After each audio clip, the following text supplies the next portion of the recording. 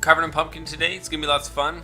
Tip number one for you, don't cut off the top. Instead, flip it over, cut off the bottom. It's so much better.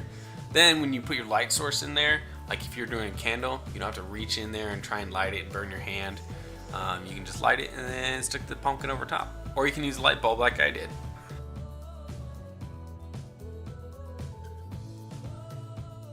After cleaning it out really well, I trace out my design by poking through with an X-Acto knife.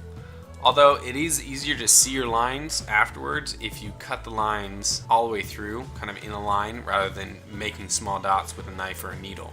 After that's done, turn off all the lights and start carving. The more pumpkin flesh that you carve away, take away, the lighter it gets. So for the highlights, the lightest part of your design, you can go all the way through it. And then for the really dark areas, I paint over it with black because my light bulb's really powerful and makes the whole thing glow.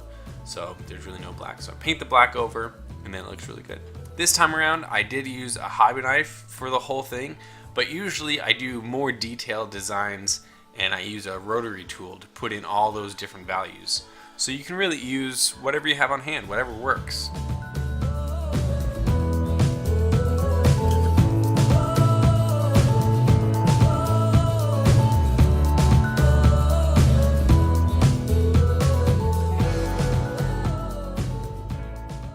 Hope you liked this video. Be safe out there this Halloween season, and we'll catch you on the next one. Ciao for now.